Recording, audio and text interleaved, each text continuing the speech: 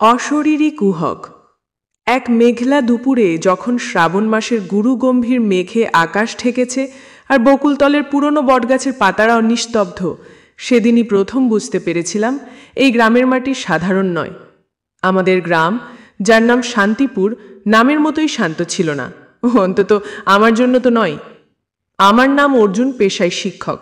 বছর দুয়েক আগে শহরে কোলাহল ছেড়ে এই গ্রামে এসেছিলাম এক পিস্তুত দাদার বাড়িতে। ভেবেছিলাম প্রকৃতির কোলে নতুন জীবন শুরু করব, কিন্তু জানতাম না প্রকৃতির নিস্তব্ধতার আড়ালে কি গভীর রহস্য লুকিয়ে আছে। প্রথম কয়েক মাস সবকিছুই স্বাভাবিক ছিল। গ্রামের সহজ সরল মানুষ, সবুজ ধানের ক্ষেত আর সন্ধ্যায় শিয়ালের ডাক, সবকিছুতেই একটা পরিচিত শান্তি ছিল।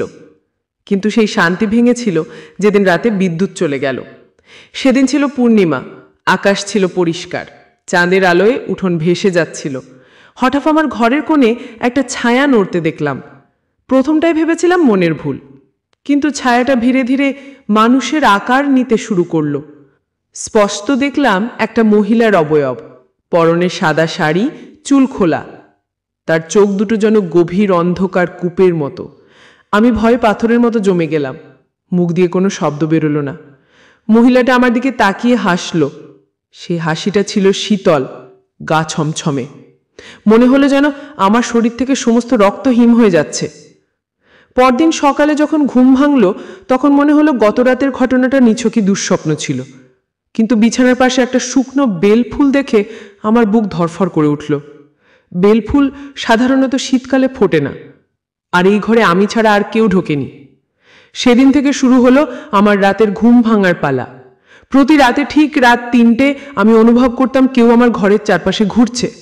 দরজার কড়া নাড়ার শব্দ হতো, কখনো জানালা দিয়ে ঠান্ডা হাওয়ার ঝলক আসত, অথচ জানালা বন্ধ থাকত। একদিন রাতে ঘুমের মধ্যে স্পষ্ট অনুভব করলাম কেউ আমার বিছানার পাশে বসে আমার মাথায় হাত বোলাচ্ছে। ভয়ে আমার শরীর অসাড় হয়ে গেল। আমি চোখ বন্ধ করে রইলাম। পরদিন সকালে আমার মাথার বালিশে একটা ছোট্ট কাঠের পুতুল পেলাম। পুতুলটা দেখতে ঠিক একটা মানুষের মতো, কিন্তু তার চোখ ছিল না। আমি এই ঘটনাগুলো নিয়ে গ্রামের বয়স্কদের সাথে কথা বললাম। তারা প্রথমে কিছু বলতে চাইল না, পরে অনেকে ফিসফিস করে চন্দ্রমুখীর গল্প বলতে শুরু করলো। চন্দ্রমুখী নাকি এই গ্রামেরই এক মেয়ে ছিল, যে প্রায় 50 বছর আগে এক পূর্ণিমার রাতে নিখোঁজ হয়েছিল। কেউ বলতো সে আত্মহত্যা করেছে, কেউ বলতো তাকে মেরে ফেলা হয়েছে, কিন্তু তার দেহ নাকি কখনো পাওয়া যায়নি। চন্দ্রমুখীর মা নাকি বিশ্বাস করতেন যে তার মেয়ে গ্রামে ফিরে আসবে। অদ্ভুতভাবে সেই বেলফুল, কাঠের পুতুল আর রাতের অশরীরী উপস্থিতি সবকিছুই চন্দ্রমুখীর সাথে সম্পর্কিত ছিল বলে তারা বলতো। আমি বিজ্ঞান মনস্ক মানুষ, ভূত প্রেতে বিশ্বাস করি না, কিন্তু এই ঘটনাগুলো আমাকে ভাবিয়ে তুলল। আমি স্থির করলাম এই রহস্যের সমাধান আমাকে করতেই হবে। গ্রামের পুরনো দলিলপত্র ঘেঁটে দেখলাম চন্দ্রমুখী নামের এক মেয়ের নিখোঁজ হবার ঘটনা সত্যি নথিভুক্ত ছিল। তার বাবার নাম ছিল রঘুনাথ পাল। আমি রঘুনাথ পালের পুরনো বাড়িটা খুঁজে বের করলাম। বাড়িটা জঙ্গলে ঘেরা, লতা পাতায় ঢাকা। বাড়ির ভেতরে ঢুকেই একটা স্যাঁতসেঁতে গন্ধ পেলাম। ঘরের মধ্যে ভাঙা আসবাবপত্র, ধুলোর আস্তরণ। হঠাৎ একটা শব্দ শুনে চমকে উঠলাম। দেখি একটা পুরনো ডায়েরি পড়ে আছে মেঝেতে। ডায়েরিটা ছিল চন্দ্রমুখীর মায়ের। তাতে লেখা ছিল তার মেয়ের নিখোঁজ হওয়ার আগের কিছু ঘটনার কথা। চন্দ্রমুখী নাকি এক অজ্ঞাত ব্যক্তিকে ভালোবাসত। সেই ব্যক্তি নাকি তাকে প্রায় রাতে বাড়ির বাইরে ডাকত। চন্দ্রমুখীর মা সন্দেহ করতেন যে সেই ব্যক্তি ভালো মানুষ ছিল না। ডায়েরির শেষ পাতায় লেখা ছিল এক বিভীষিকাময় রাতের কথা। পূর্ণিমা রাত ছিল সেদিন। চন্দ্রমুখী ঘর থেকে বেরিয়েছিল আর ফেরেনি। চন্দ্রমুখীর মা লিখেছিলেন তিনি নাকি দেখেছিলেন এক অদ্ভুত আলো তার মেয়ের পিছু পিছু ধাবিত হচ্ছে, আর সেই আলোর মাঝেই যেন তার মেয়ে বাতাসে মিলিয়ে গেল। সেই ডায়েরি পড়ে আমার মন আরো বেশি রহস্যের জালে জড়িয়ে গেল। চন্দ্রমুখীর নিখোঁজ হওয়ার ঘটনা কি শুধু একটা সাধারণ অপহরণ ছিল, নাকি এর পেছনে আরো গভীর কোনো রহস্য লুকিয়েছিল? ডায়েরিতে উল্লেখিত অদ্ভুত আলোর কথা আমাকে নতুন করে ভাবালো। আমি গ্রামের কয়েকজন বয়স্ক মানুষের সাথে আবার কথা বললাম। একজন বৃদ্ধা, যার বয়স প্রায় 90, আমাকে বললেন যে চন্দ্রমুখী নাকি মারা যায়নি। তিনি নাকি দেখেছিলেন এক অদৃশ্য শক্তি তাকে গ্রামের বাইরে নিয়ে যাচ্ছিল। সেই শক্তি নাকি গ্রামেরই এক প্রাচীন মন্দিরের সাথে জড়িত ছিল, যেখানে একসময় গুপ্ত সাধনা করা হতো। বৃদ্ধা আরো বললেন যে চন্দ্রমুখী নাকি সেই প্রাচীন মন্দিরের কাছেই প্রায়ই যেত। এই তথ্য আমাকে নতুন দিশা দেখালো। আমি সেই প্রাচীন মন্দিরের খোঁজ করলাম। মন্দিরটি গ্রামের বাইরে জঙ্গলের গভীরে অবস্থিত। বহু বছর ধরে পরিত্যক্ত ছিল মন্দিরটি। ভেতরে ঢুকে দেখলাম মন্দিরের দেওয়াল জুড়ে অদ্ভুত সব প্রতিকৃতি আঁকা, যার অর্থ বোঝা মুশকিল। মাঝখানে একটা পাথরের বেদি, আর তার সামনে অসংখ্য শুকনো বেলফুল ছড়ানো। মন্দিরের পরিবেশ ছিল গা ছমছমে। মনে হচ্ছিল যেন প্রতিটা পাথরের কোণে এক অব্যক্ত ইতিহাস লুকিয়ে আছে। আমি মন্দিরের ভেতরে আরো গভীরে প্রবেশ করলাম। হঠাৎ একটা চাপা গোনানির শব্দ শুনে চমকে উঠলাম। শব্দের উৎস খুঁজতে গিয়ে দেখলাম মন্দিরের এক কোণে একটা ছোট্ট কুঠুরি। কুঠুরির প্রবেশপথ ছিল লোহার দরজা দিয়ে বন্ধ করা। দরজাটা মরিচা ধরেছিল। আমি অনেক কষ্টে দরজাটা খুললাম। ভেতরে ঢুকেই আমার নিঃশ্বাস আটকে গেল। কুঠুরির ভেতরে একটা কঙ্কাল পড়ে আছে। কঙ্কালের পাশে একটা পুরনো গয়নার বাক্স আর একগুচ্ছ বেলফুল। গয়নার বাক্সের ভেতরে ছিল চন্দ্রমুখীর ছবি। ছবির পিছনে লেখা ছিল, আমি ফিরে আসব। এই দৃশ্য দেখে আমার সমস্ত শরীর কাঁপতে শুরু করলো। চন্দ্রমুখী নিখোঁজ হয়েছিল অর্ধ শতাব্দী আগে, আর তার কঙ্কাল আজ এখানে। কিন্তু কিভাবে আর কেনই বা এখানে? সবচেয়ে বড় প্রশ্ন হলো, বেলফুলগুলো এখনো সতেজ কেন? কঙ্কালের পাশে যে বেলফুলগুলো ছিল সেগুলো যেন সদ্য ফোটা। আমি ভয়ে কুঠুরি থেকে বেরিয়ে এলাম। মনে হচ্ছিল যেন কেউ আমাকে টানছে, পেছনে ফিরে তাকাতে বলছে। আমি কোনো রকমে মন্দির থেকে বেরিয়ে দৌড়াতে শুরু করলাম। সারা রাত আমার চোখে ঘুম ছিল না। পরদিন সকালে আমি গ্রামের প্রধানের কাছে গেলাম, তাকে সব ঘটনা বললাম, চন্দ্রমুখীর কঙ্কাল পাওয়ার কথা জানালাম। গ্রাম প্রধান প্রথমে আমার কথা বিশ্বাস করতে চাইলেন না, কিন্তু যখন আমি তাকে মন্দিরের বর্ণনা দিলাম তখন তার মুখ ফ্যাকাশে হয়ে গেল। তিনি বললেন, অর্জুন, এই গ্রামের রহস্য অনেক গভীর। তুমি যা দেখেছো তা অনেকেই দেখেছে, কিন্তু কেউ সাহস করে মন্দিরের ভেতরে যায়নি। তিনি আরো বললেন যে গ্রামের প্রবীণরা মনে করেন যে চন্দ্রমুখী আসলে এই গ্রামের এক প্রাচীন অভিশাপের শিকার হয়েছিল। গ্রামের ভূখণ্ডে একসময় এক শয়তানি শক্তি নাকি লুক্কায়িত ছিল। সেই শক্তি চন্দ্রমুখীকে আত্মসাৎ করে নিয়েছিল।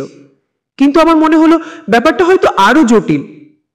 কঙ্কালটা যদি চন্দ্রমুখীর হয়, তাহলে তার আত্মা এখনো কেন গ্রামে ঘুরে বেড়াচ্ছে? কেনই বা সে আমাকে ভয় দেখাচ্ছিল? আমি আবার মন্দিরে ফিরে গেলাম, কিন্তু এবার একা নয়, গ্রামের কিছু যুবকদের নিয়ে। আমরা কুঠুরির ভেতরে প্রবেশ করলাম। কঙ্কালটি তখনও সেখানেই ছিল, কিন্তু এবার আমি আরো কিছু জিনিস লক্ষ্য করলাম। কঙ্কালের পাশে একটা লোহার চেন বাঁধা ছিল। চেনটা একটা পাথরের সাথে যুক্ত। মনে হলো যেন কাউকে এখানে আটকে রাখা হয়েছিল। এর মানে কি যে চন্দ্রমুখীকে হত্যা করে এখানে আটকে রাখা হয়েছিল? কিন্তু কে করেছিল এই কাজটা? আর কেনই বা এতদিন কেউই কঙ্কালটা খুঁজে পায়নি? হঠাৎ একটা পুরনো সংবাদপত্র চোখে পড়ল, কুঠুরির এক কোণে পড়ে আছে।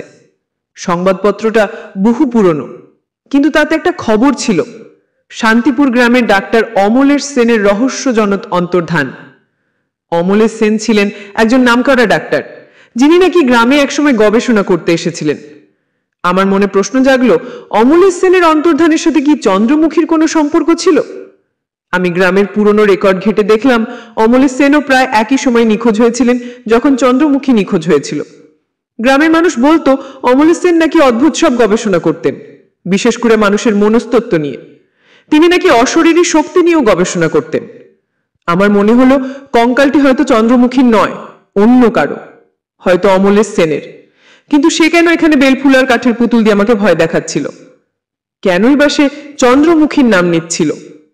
হঠাৎ একটা চিন্তা আমার মাথায় এলো, যদি এই কঙ্কালটা অমলেশ সেনের হয়, তাহলে তিনি কেন এখানে ছিলেন এবং কেন তার পাশে চন্দ্রমুখীর ছবি ছিল?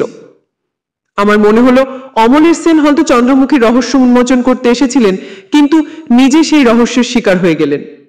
তিনি হয়তো চন্দ্রমুখীর আত্মাকে শান্ত করার জন্য কোনো পরীক্ষা নিরীক্ষা করছিলেন, কিন্তু সেই পরীক্ষা হয়তো ভুল দিকে মোড় নিল। আমি কুঠুরির ভেতরে আরো খুঁজতে শুরু করলাম। একটা ভাঙা লান্টেনের নিচে একটা ছোট্ট বাক্স খুঁজে পেলাম। বাক্সটা খুলতেই দেখলাম কিছু পুরনো চিঠি আর একটা মাইক্রোস্কোপ। চিঠিগুলো ছিল অমলেশ সেনের। তাতে তিনি চন্দ্রমুখীর অশরীরী উপস্থিতি এবং তার সাথে যোগাযোগ করার চেষ্টা করার কথা লিখেছিলেন। তিনি বিশ্বাস করতেন যে চন্দ্রমুখীর আত্মা গ্রামে ঘুরে বেড়াচ্ছে কারণ তার মৃত্যু স্বাভাবিক নয় এবং সে তার হত্যাকারীর প্রতিশোধ নিতে চাইছে। চিঠিগুলোতে আরো লেখা ছিল যে তিনি এক ধরনের রাসায়নিক নিয়ে গবেষণা করছিলেন, যা নাকি আত্মাকে দৃশ্যমান করতে পারে। শেষ চিঠিতে লেখা ছিল যে আমি আজ রাতে চন্দ্রমুখীর আত্মাকে চিরতরে শান্ত করব। যদি আমি ফিরে না আসি তাহলে বুঝবেন আমি সফল হয়েছি। এই চিঠিগুলো পড়ে আমার মেরুদণ্ডে এক শীতল স্রোত বয়ে গেল। তার মানে এই কঙ্কালটা অমলেশ সেনের, আর চন্দ্রমুখীর আত্মা কি সত্যি তাকে শান্ত করেছিল নাকি তাকে মেরে ফেলেছিল? আমি তখন অন্ধকারে হাত রাখছিলাম, কিন্তু সবচেয়ে বড় মোড় এলো তখন যখন আমি শেষ চিঠির উল্টো পিঠে একটা নাম দেখতে পেলাম, রঘুনাথ পাল, চন্দ্রমুখীর বাবা। চিঠিটা লেখা হয়েছিল চন্দ্রমুখীর বাবার ঠিকানায়। কিন্তু কেন? হঠাৎ আমার মনে হলো, যদি চন্দ্রমুখীর বাবা নিজেই তার মেয়েকে খুন করে থাকেন, যদি তিনি সেই মন্দিরের কুঠুরিতে চন্দ্রমুখীকে আটকে রেখেছিলেন, আর অমলেশ সেন হয়তো সেই রহস্য জানতে পারেছিলেন এবং তাকেও হত্যা করা হয়েছিল। কিন্তু যদি তাই হয়, তাহলে চন্দ্রমুখীর আত্মা কেন তার বাবার নাম নিত না? কেন সে আমাকে ভয় দেখাচ্ছিল? আমি গ্রামের পুরনো শ্মশানে গেলাম, যেখানে চন্দ্রমুখীর মা বাবার সমাধি ছিল। সেখানে গিয়ে দেখলাম রঘুনাথ পালের সমাধির উপর একটা শুকনো বেলফুল রাখা আছে। আমার চোখ কপালে উঠল।